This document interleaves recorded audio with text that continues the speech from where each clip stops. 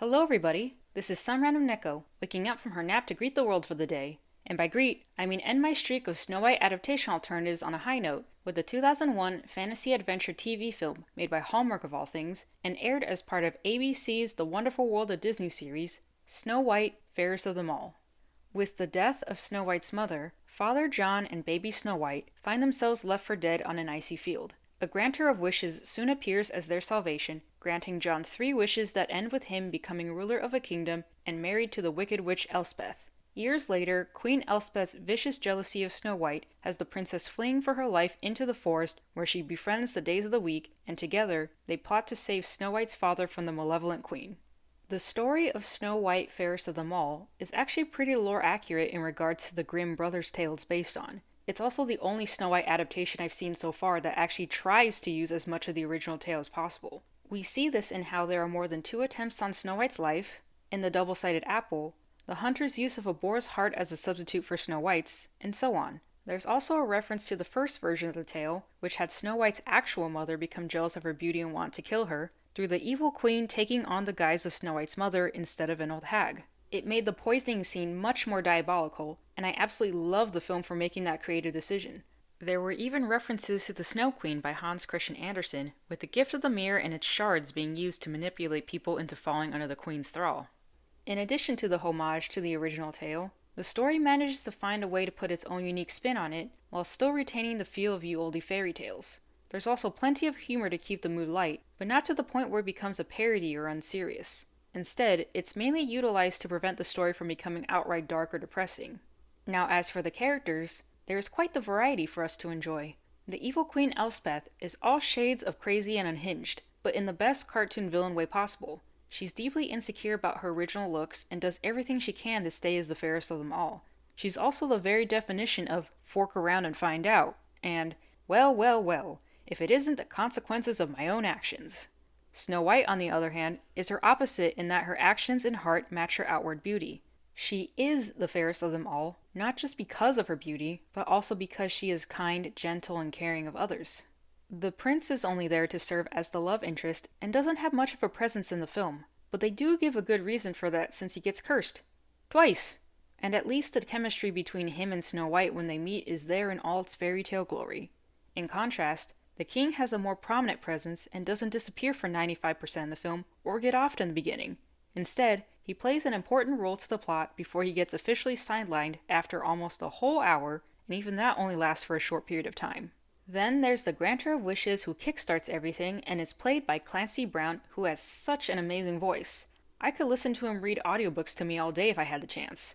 And I've also got to talk about the Dwarves, or in this case, the Weathermakers, who are the humanized versions of the days of the week based on the rhyme, Monday's child is fair of face, Tuesday's child is full of grace, Wednesday's child is full of woe, Thursday's child has far to go, Friday's child is loving and giving, Saturday's child works hard for a living, and a child that's born on the Sabbath day is fair and wise and good and gay.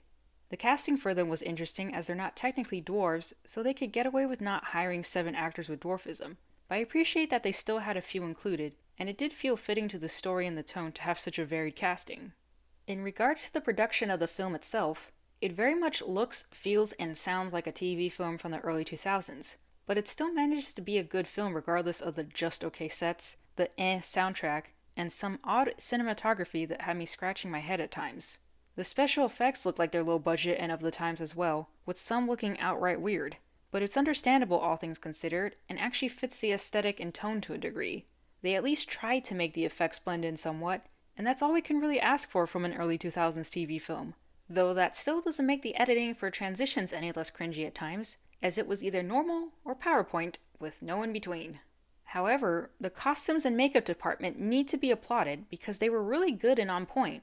The costumes were appropriate for both the estimated time period and fairy tale setting, being low-key but rich and elegant as opposed to outrageous and extravagant. I absolutely love how the vibe of the Grimm brothers could be seen and felt, especially with the makeup done for the evil queen's true form and the granter of wishes.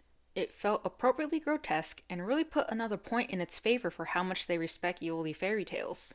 Also, I really like how the film leans into and outright calls people out when it comes to delivering the message of true beauty coming from within. Unlike Red Shoes, which only showed and spoke about it on a surface level, Fairest of Them All has Snow White directly critiquing the fact that people place so much value on outward beauty, claiming that it didn't automatically make people better, or wiser, or kind. They then back up their words to the contrasting actions of the evil queen in Snow White, and how the consequences of those actions lead one to her downfall and the other to her, and they live happily ever after, the end. Now, for all of the film's good aspects, there are some negative ones that prevent this TV film from being a great TV film. The story felt a little too drawn out in my opinion, since we sometimes lingered on scenes that we absolutely did not need to, or were shown scenes that could have honestly been shortened or cut out entirely. The opening setup was also a little too long as well. While important, did we really need to use almost 20 whole minutes for it? Also, the mirror shattering scene was slightly odd and didn't quite make much sense to me, but I guess they needed some way for the king to become infatuated with the Wicked Witch.